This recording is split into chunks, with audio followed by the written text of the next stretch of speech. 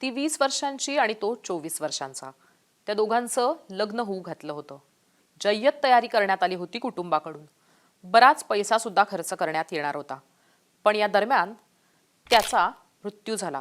नुसता मृत्यू झाला नाही तर त्याची हत्या झाली आणि ती हत्या केली त्याच्या होणाऱ्या पत्नीनं. मागच्या काही दिवसांपासून माध्यमांमध्ये जी एक क्राईमची स्टोरी आपण सतत ऐकतोय ती म्हणजे सिया गोयल, केतन अगरवाल आणि चेतन चौधरी यांची. सुरुवातीला पाय घसरून केतन पडला आणि त्याचा मृत्यू झाला असंच वाटत होतं. पण आता जेव्हा होणाऱ्या पत्नीकडनंच तीन प्लान तयार होते केतनला मारण्याचे हे समोर आलेलं आहे. पोलीस सुद्धा चक्रावून गेलेले आहेत. हे 3 प्लान काय आहेत ते आपण आता समजून घेणार आहोत. पण या सगळ्यामध्ये सतत काही गोष्टी समोर येत आहेत. त्यातली पहिली गोष्ट अशी आहे ती म्हणजे की सियाला लग्न करायचं नव्हतं केतनशी, म्हणून त्यासाठी तिनं अनेक प्रयत्न केले होते केतनला दूर ठेवण्यासाठी. त्यातला एक पहिला प्रयत्न होता ते म्हणजे प्री वेडिंग शूट होणार होतं केतन आणि सियाचं. त्यासाठी बालीला सगळी तयारी झाली होती. जाण्या येण्याची तिकीटं बुक झाली होती. जिथं हे प्री वेडिंग शूट होणार होतं तिथली जागाही करोडो रुपये खर्च करून बुक झाली होती. पण सियाला केतन बरोबर या प्री वेडिंग शूटला जायचंच नव्हतं, कारण तिच्या मनात काहीतरी वेगळं होतं. तिच्या मनात होतं केतनला संपवण्याचं. त्यामुळे या प्री वेडिंगला जाण्यापासून हे प्री वेडिंग टाळण्यासाठी सियानं कट रचला. कट अगदी सोपा होता. तिनं केतनचा पासपोर्टच लपवला. ज्यावेळेस विमानतळावर हे पोहोचले तेव्हा असं लक्षात आलं की केतनचा पासपोर्ट नाही आणि त्यामुळे ऐनवेळीच विमानतळावरनं केतनला परत फिरावं लागलं आणि ते बालीला होणारं प्री वेडिंग शूट थांबलं किंवा झालंच नाही. पण घडली ती केतनची हत्या आणि ती हत्या घडली सियानं ठरवलेल्या प्लॅननुसारच. सिया ही शातीर होती अशी माहिती सुद्धा आता समोर येते, कारण सियानं केतनला मारण्यासाठी तब्बल 3 प्लॅन तयार केले होते. केतन हा ट्रेकर होता.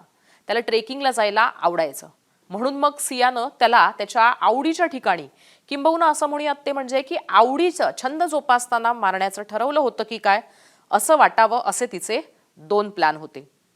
त्यातला एक प्लॅन होता तो म्हणजे लोहगडावर जाण्याचा. अर्थात लोहगडावर कशासाठी तर ट्रेकिंगसाठी. केतननं विरोध सुद्धा केला होता. त्याला जायचं नव्हतंच. पण 14 जूनला तरी सुद्धा सियाच्या आग्रहाखातर केतन हा तिच्याबरोबर लोहगडावर गेला. आता फोटो काढत असतानाच सियानं केतनला धक्का दिला. हा धक्का दिल्यानंतर केतन पडला, पण तो दरीत कोसळला नाही किंवा त्याला इजा झाली नाही, तर तो एका झाडावर अडकला आणि त्यामुळे त्याचा जीव वाचला. आता केतन वाचल्यामुळे सियाचा प्लॅन उघड होईल असं सियाला वाटत होतं. पण सिया जसं मी म्हटलं त्याप्रमाणे खूप शातीर होती, धूर्त होती. तिने लागलीच एक कडकडून मिठी केतनला मारली. लग्न होणाऱ्या मुलीकडनं मिळालेली ही मिठी केतन विरघळून गेला. तिनं केतनला सांगितलं की कसं तिथे एक साप होता आणि त्या सापापासून वाचवण्यासाठीच तिनं केतनला असा धक्का दिला होता. केतन वाचला आणि साप निघून गेला होता. केतननं मिठीनंतर सियानं सांगितलेली ही जी गोष्ट आहे ती मान्य करून घेतली आणि त्याला वाटलं की खरोखरच तिथं साप होता. पहिल्यांदा अशा प्रकारे पहिला प्लॅन सियाचा फसला होता. पण तरी सुद्धा सियाच्या डोक्यात फिक्स होतं केतनला मारायचं, कारण तिला तिच्या बॉयफ्रेंड बरोबर चेतन चौधरी बरोबर लग्न करायचं होतं. पहिल्यांदा म्हणजे हा पहिला प्लॅन फसला, केतन वाचला. पण तरी सुद्धा सियाच्या डोक्यात आणखीन एक प्लॅन तयार होता, प्लॅन बी असं आपण त्याला म्हणूयात. हा सियाच्या डोक्यातला प्लॅन बी होता तो सुद्धा सियानं लोहगडावरच आखडला होता किंवा लोहगड डोक्यात ठेवूनच हा प्लॅन तिनं डोक्यात फिक्स केला होता, त्याचं प्लॅनिंग केलं होतं.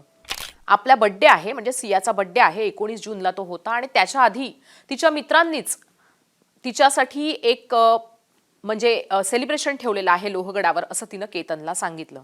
आता दुसऱ्या वेळेस सुद्धा केतनला तिच्याबरोबर या सरप्राईज बर्थडे पार्टीसाठी जायचं नव्हतं. पण त्यावेळेस सुद्धा सियानं आदळआपट केली. ती त्याच्याशी भांडली, चिडली, नाराज झाली, रागावली. लग्न होणाऱ्या मुलीकडनं अशा पद्धतीचं रागावणं हे पुरुषाला तितकंसं आवडत नाही आणि तसंच केतनचंही झालं असावं. केतन सियाबरोबर जाण्यासाठी तयार झाला. ते पुन्हा एकदा गेले लोहगडावर. अर्थात ट्रेकिंगसाठीच प्लान आणि तिथं होणारं बर्थडेचं सेलिब्रेशन हेच डोक्यात होतं केतनच्या. पण त्याच वेळेस फोटो काढत असताना सियानं डाव साधला आणि केतनला धक्का मारला. केतन खाली पडला. तो थेट 350 फूट खोल दरीत जाऊन कोसळला. यानंतर सियानं फोन केला कुटुंबियांना की कसा जोराचा वारा होता, कसा केतन फोटो काढत असताना पाय घसरून पडला, आणि त्यानंतर मग पोलीस, केतनचे कुटुंबीय यांनी केतनची शोधाशोध केली. केतनचा मृतदेह त्यांना सापडला. केतनच्या वडिलांचं असं म्हणणं आहे ते म्हणजे की जेव्हा आम्ही हॉस्पिटलमध्ये जात होतो केतनची डेड बॉडी घ्यायला, मृतदेह आणायला, त्यावेळेस सियाचे जे रिॲक्शन होते, सियाच्या चेहऱ्यावरचे जे भाव होते, त्याच्यावरनं सियावर संशय होता. पण त्यावेळेस मुलाची किंवा जे काही घडलंय मुलाबरोबर त्याचाच विचार अधिक डोक्यात होता. त्यामुळे सुरुवातीला त्याकडे दुर्लक्ष केलं. पण पोलीस याकडे दुर्लक्ष करू शकत नव्हते. कुटुंबियांनी सियावर संशय व्यक्त केला होता. पोलिसांनाही त्या तिथल्या लोहगडावरच्या सीसीटीव्हीमध्ये एक मुलगा दिसला होता. म्हणजे ज्या काळात ही घटना घडली होती 19 जूनच्या आसपास, त्या काळात तिथं लोणावळ्यामध्ये भरपूर ऊन होतं, खूप गरमी होती. आणि त्यावेळेस एक तरुण जो हुडी घातलेला होता, कानात ज्यानं हेडफोन घातलेले होते आणि जो चालला होता, त्याची ओळख पटत नव्हती. पण हाच होता चेतन चौधरी, सियाचा बॉयफ्रेंड. सियानं आणि चेतननं मिळून ठरवून प्लॅन करून केतनचा असा जीव घेतला होता. आता चेतन चौधरीचं जे संशयास्पद वावरणं होतं लोहगडावरचं, जे सीसीटीव्ही फुटेजमध्ये पोलिसांना दिसलं होतं, त्याच्यावरनं पोलिसांना एक माणूस त्यात आणखीन इन्व्हॉल्व्ह आहे याचा संशय आला. आणि त्यानंतर त्यांनी या चेतन चौधरी आणि सियाची चौकशी केली आणि त्यातनं चेतन चौधरीच्या नावाचा उलगडा झाला. चेतन चौधरी हा सुद्धा शातीर होता किंबहुना असं म्हणूयात ते, म्हणजे या प्लॅन बी मध्ये सियानंच रचलेला हा डाव होता किंवा हे प्लॅनिंग होतं. चेतननं स्वतःचा मोबाईल या लोहगडावर नेला नव्हता, जेणेकरून तो तिथं होता हे ट्रेसच होऊ नये. त्यानं सोबत नेला होता. तो जो मोबाईल होता तो त्याच्या एका कामगाराचा होता. आणि त्यामुळे चेतन त्या दिवशी किंवा त्यावेळी लोहगडावर होता याची माहिती मिळणार नाही याची खबरदारी सुद्धा चेतन आणि सियानं घेतली होती. प्लॅन बी नुसार सगळ्या गोष्टी घडल्या आणि केतनचा जीव गेला होता. आता काही माध्यमांनी दिलेल्या माहितीनुसार सियाचा प्लॅन सी सुद्धा तयार होता. आणि तो प्लॅन सी असा होता तो म्हणजे की महाबळेश्वरला न्यायचं केतनला, होणाऱ्या नवऱ्याला, आणि तिथं त्याचा खात्मा करायचा. पण दुसराच प्लॅन सियाचा सक्सेस झाला आणि केतनचा जीव गेला. या सगळ्यामध्ये सिया, केतन आणि चेतन चौधरी अशांच्या संदर्भातली माहिती सध्या पोलीस घेत आहेत.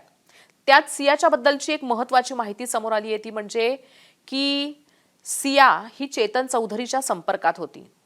साधारण 250 ते 300 फोन कॉल्स हे एकमेकांमध्ये झालेले समोर आलेले आहेत. दरम्यानच्या काळामध्ये ती केतनशीही बोलत होती. केतन तिला महागडी गिफ्ट्सही देत होता. केतनवर प्रेम असल्याचा बहाणा सिया करत राहिली, पण डोक्यात कट शिजवत होती तो केतनला मारण्याचा, केतनला आपल्या आयुष्यातनं बाजूला काढण्याचा, त्याला संपवण्याचा. आणि त्या कटानुसारच सियानं केतनचा जीव घेतला. अर्थात आता चेतन आणि सिया यांना पोलिसांनी अटक केलेली आहे. त्यामुळे आणखीन अशा पद्धतीनं काही गोष्टी त्यांनी घडवण्यासाठीच्या हालचाली केल्या होत्या का, ही बाब समोर येईल. पण एक गोष्ट मात्र खरी आहे ते म्हणजे की सियानं 19 जूनला केतनचा मर्डर होण्याच्या आधी, केतनची हत्या होण्याच्या आधीच एकदा प्लॅन ए रचला होता लोहगडावर, जो 14 जूनला तिने इम्प्लिमेंट सुद्धा केला होता. तेव्हा साप या बहाण्यानं फसलेला प्लॅन तिने दडवला होता, लपवला होता. म्हणजेच पहिल्या प्लॅनमध्ये केतन वाचला होता आणि दुसऱ्या प्लॅनमध्ये मात्र केतनचा जीव गेला. केतनला लोहगडावर जायचं नव्हतं का, तर त्याला उंचीची भीती वाटते म्हणून केतनला लोहगडावर जायचं नव्हतं असं काही ठिकाणी आलेलं आहे. पण ट्रेकिंग करणाऱ्या माणसाला उंचीची भीती का वाटावी, किंबहुना उंचीची भीती वाटत नसावी असं मला वाटतंय.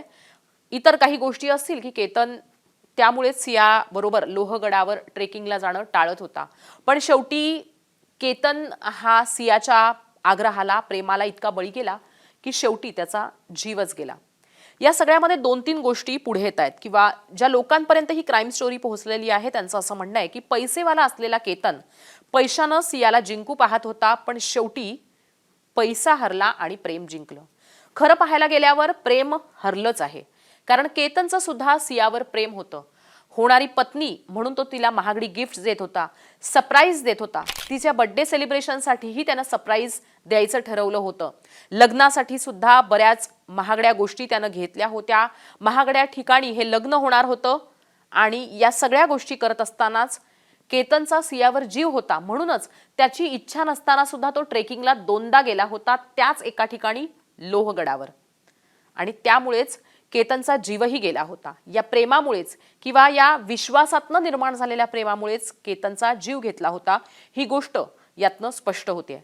पण आणखीन एक महत्त्वाचा मुद्दा आहे, ते म्हणजे की सियाच्या डोक्यामध्ये लोहगड हे फार ठसलेलं होतं. अर्थात केतनची ट्रेकिंगची आवड लक्षात घेता, हे ठिकाण जवळच आहे हे लक्षात घेता, 350-400 फूट दरी आहे हे लक्षात घेता, सियाचे पहिले 2 प्लान हे या लोहगडाच्या भोवतीच असल्याचं आपल्याला पाहायला मिळतंय.